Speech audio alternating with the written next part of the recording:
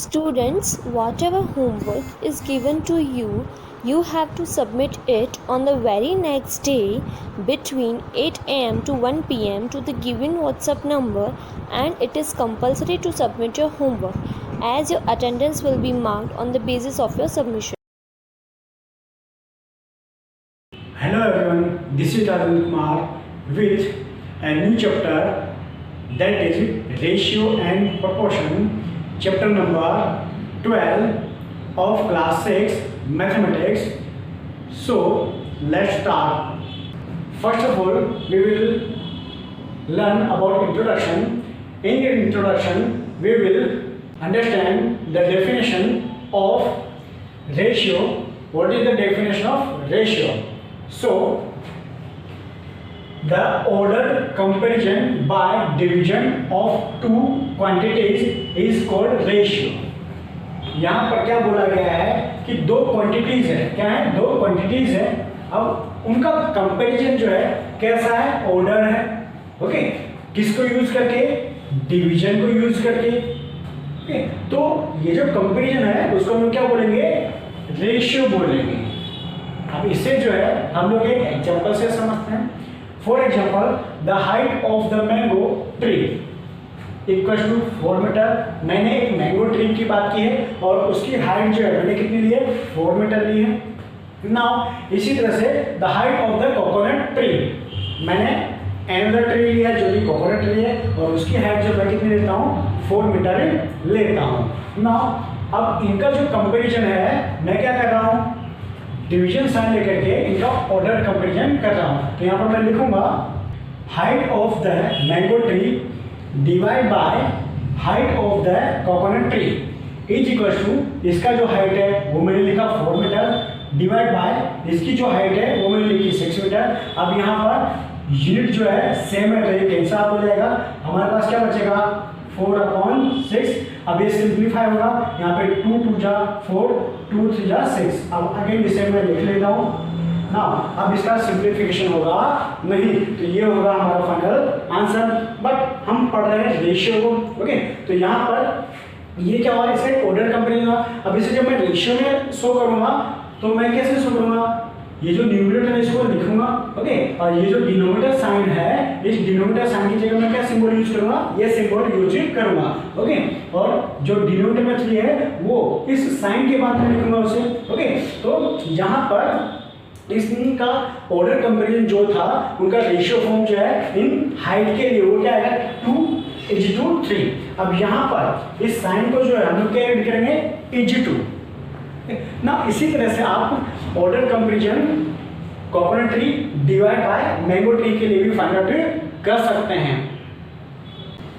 Now we have to remember some more things. Symbol of ratio will be just like this. Now this symbol is read as H2, means ये जो symbol है इसको हम क्या read करेंगे, H2। Now a ratio can be expressed as a fraction.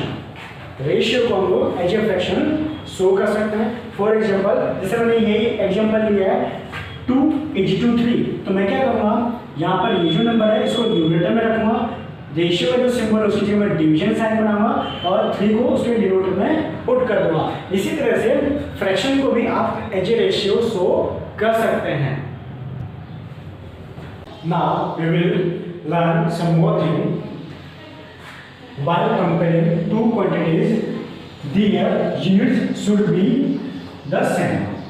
Ratio के अंदर जब हम कोई भी दो क्वांटिटीज को लेकर के जब हम उनका कंपैरिजन शो करेंगे तो उनके कंपैरिजन को शो करते समय हमें फर्स्ट थिंग ये ध्यान रखनी है कि उनकी जो यूनिट्स हैं वे सेम हो।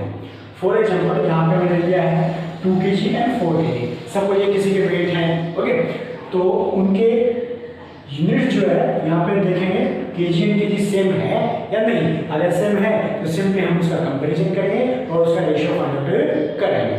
अनदर एग्जांपल 10 मीटर 25 मीटर, यहाँ पे एनी टू क्वांटिटीज है जिसके मेजर्स कुछ 10 मीटर एंड 25 मीटर है। अब इसके अंदर ये जो यूनिट्स हैं ये सेम है तो हम सिंपली इनका कंपैरिजन कर सकते हैं। But if not, the units are converted into the same units and then compare.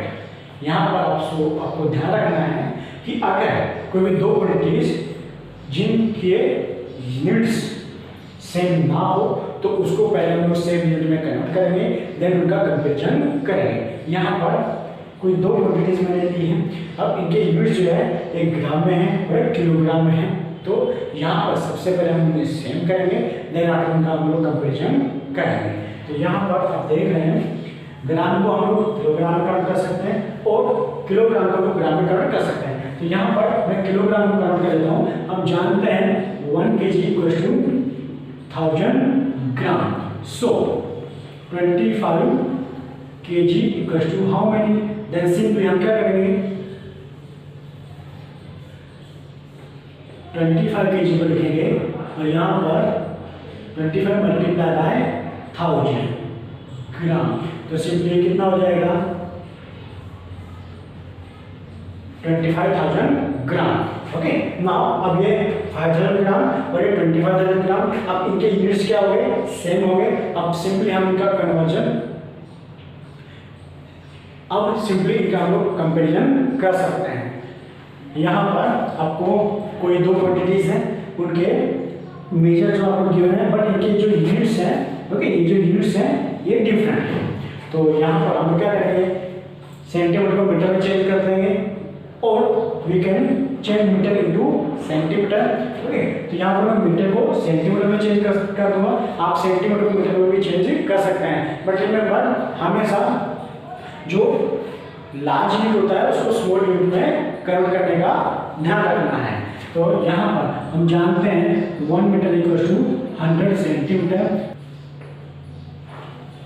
So 3 meter equals to how many, तो यहाँ पर मैं 3 को क्या कर दूंगा 100 से मल्टीप्लाई कर दूंगा, तो वो कितना आ जाएगा 300 सेंटीमीटर। अब यहाँ पर ये 500 सेंटीमीटर और ये 300 सेंटीमीटर, इनके यूनिट जो अब सेम हो गए हैं, तो अब हम इनका कंपेरिजन जो है इजीली कर सकते हैं और रेशियो फाइंड आउट कर सकते हैं।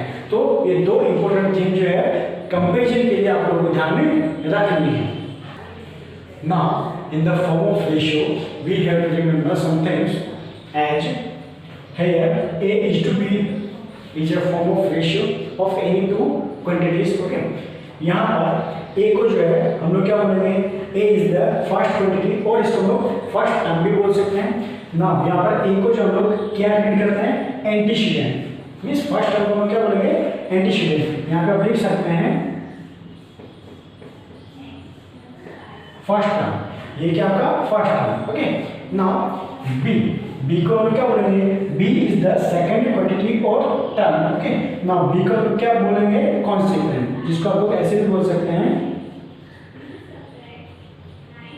Second term. नाउ और next topic is simplest form of ratio. आपको रेशियो के कोई क्वेश्चंस गिवन हो और उनका सिंपलेस्ट फॉर्म फाइंड आउट करने को बोले, तो क्या करना आपको, फर्स्ट ऑफ ऑल जो भी रेशियो गिवन है उसको फ्रैक्शन फॉर्म में लिखेंगे। यहाँ पर 3 as a numerator and 300 as a denominator. अब हम इसे सिंप्लीफाई करेंगे। यहाँ पर ये जो नंबर्स है इनको मैं 3 से डिवाइड करूँगा, 3 1 जा 3, यहाँ पर 3 1 जा 3, 0 में डिवाइड करेंगे 0, अगेन 0 में डिवाइड करेंगे 0, तो यहाँ पर ये क्या आएगा 1/100। ना अब इसका आगे सिंपलेस्ट फॉर्म पॉसिबल नहीं है, तो इससे मैं एज ए रेशियो फॉर्म लिखूंगा ना। इसी तरह से हमारे पास एक और एग्जांपल है 40:400, तो इसे जो है हम लोग फ्रैक्शन फॉर्म में लिखेंगे।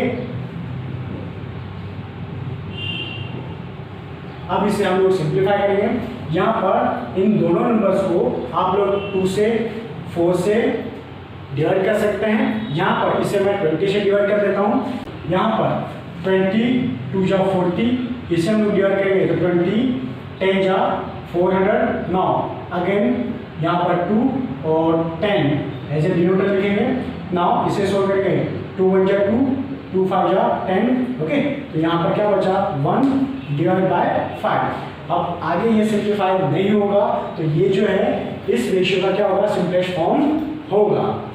Now next topic is equivalent ratio. अब इक्विवेलेंट रेशियो क्या होते हैं उसे हम लोग समझते हैं, कुछ एग्जांपल्स हैं।